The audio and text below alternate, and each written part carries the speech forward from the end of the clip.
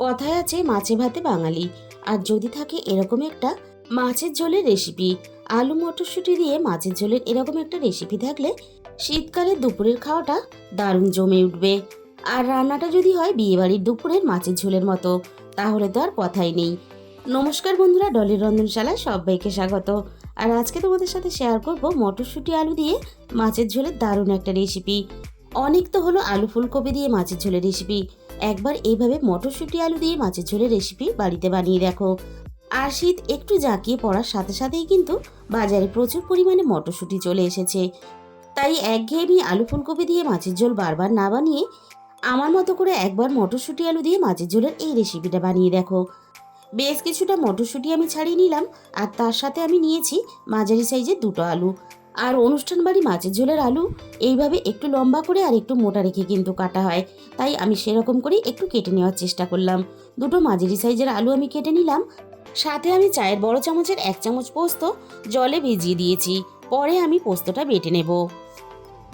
আর এই রান্নার জন্য আমার প্রয়োজন মতো কাতলা মাছের পিস নিয়েছি।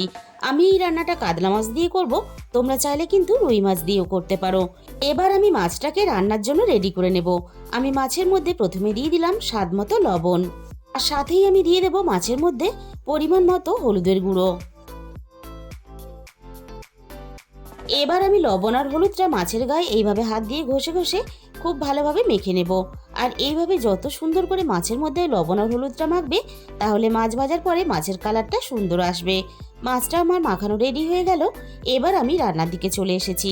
প্রথমে আমি কড়াইয়ের মধ্যে দিয়ে দিলাম সর্ষের তেল, আর রান্নার তেলটা আমি একবারেই দিয়ে দিলাম। তেলটা এবার আমি খুব ভালোভাবে গরম করে নেব। তেলটা খুব ভালোভাবে গরম করে নিয়ে এবার আমি একে একে মাছগুলো ভাজার জন্য তেলের মধ্যে দিয়ে দেব। আর যে কোনো মাছের ঝোলের মাছ যদি এইভাবে একটু তেলের পরিমাণটা বেশি দিয়ে মাছ ভাজা হয়, তাহলে সুন্দরভাবে ভিতর থেকে কিন্তু মাছগুলো ভাজা হয়ে যায়। মাছের একটা সাইড আমি খুব ভালোভাবে ভেজে নিয়েছি, অপর সাইডটাও ঠিক একইভাবে ভাজার জন্য আমি মাছগুলোকে উল্টে দেব। আর মাছগুলো কিন্তু আমি ঠিক এরকম কড়া করে ভাজবো। মাছের ঝোলে যদি মাছ একটু কড়া করে ভাজা হয়, তাহলে খেতে বেশি ভালো লাগে। মাছগুলো ঘুরিয়ে ফিরিয়ে বেশ আমি কড়া করে লালচে করে ভেজে নিয়েছি।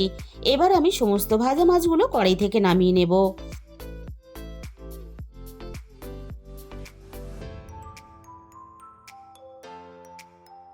ভাজা মাছগুলো কড়াই থেকে নামিয়ে নেওয়ার পরে ওই একই তেলের মধ্যে আমি আলুগুলোকে ভেজে নেব। সমস্ত কেটে রাখা আলুগুলোকে আমি ভাজার জন্য তেলের মধ্যে দিয়ে দেব।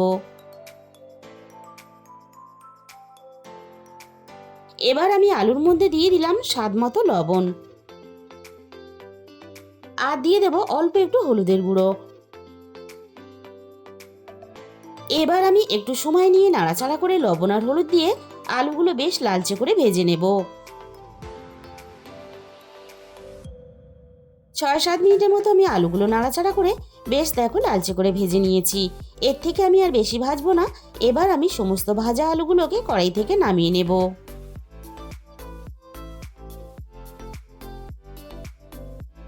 কড়াইয়ের মধ্যে যেটুকু তেল আছে এই তেলের মধ্যেই কিন্তু আমি বাকি রান্নাটা করে নেব। তেলের মধ্যে আমি ফোড়নে দিয়ে দিলাম অল্প একটু গোটা জিরে। এবার আমি জিরেটাকে নাড়াচাড়া করে বেশ একটু লালচে করে ভেজে নেব।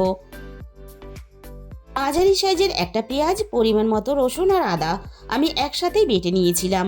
এবার আমি পেঁয়াজ আদা রসুনটা একসাথেই কড়াইয়ের মধ্যে দিয়ে দিলাম। তেলটা যেহেতু খুব গরম, তাই পেঁয়াজ আদা রসুনটা দেওয়ার সাথে সাথেই কিন্তু একটু ছিটকাতে শুরু করে দিয়েছে। তাই এই সময় আমি রান্নার স্বাদ মতো লবণটা দিয়ে দিলাম। লবণটা দিলে তাহলে আর খুব বেশি ছিটিয়ে গায়ের মধ্যে আসবে না। এবার আমি পেঁয়াজ আদা রসুন সবকিছু একসাথে নাড়াচাড়া করে মিনিট 2-3 মতো খুব ভালোভাবে কষিয়ে নেব। আর মাছের ঝোলের এই রেসিপিতে পেঁয়াজটা কিন্তু এভাবে একটু বেটে দেবে, না হলে গ্রেট করে দেবে, তাহলে মাছের ঝোলের গ্রেভিটা বেশ ভালো আসবে। এবার আমি গ্যাসের ফ্লেমটা একেবারে লোতে রেখে একে একে রান্নার গুঁড়ো মশলাগুলো দিয়ে দেব।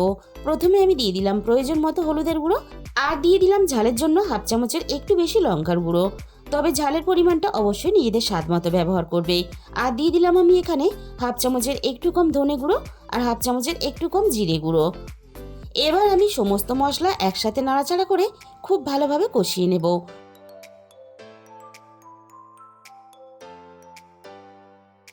মশলাটা দেখো আমি খুব ভালোভাবে কষিয়ে নিয়েছি, আর মশলা থেকে সুন্দরভাবে কিন্তু তেলটাও আলাদা হতে শুরু করে দিয়েছে। এবার আমি এখানে মাঝারি সাইজের একটা টমেটো আগে থেকে গ্রেট করে রেখেছিলাম, আমি টমেটোটা দিয়ে দিলাম। টমেটোটা আমি মশলার সাথে নাড়াচাড়া করে মিনিট খানেকের মতো একটু কষিয়ে নেব, টমেটোর কাঁচা গন্ধটা চলে যাওয়া পর্যন্ত। সবকিছু আমি খুব ভালোভাবে কষিয়ে নিয়েছি, আর মশলার কালারটা দেখে বুঝতেই পারছো মশলা কষানোটা কতটা ভালো হয়েছে। এইভাবেই কিন্তু ঠিক মশলাটাকে কষিয়ে নিতে হবে। এবার আমি এখানে সামান্য অল্প পরিমাণ জল দিয়ে দিলাম, মশলাটা যাতে পুড়ে না যায়।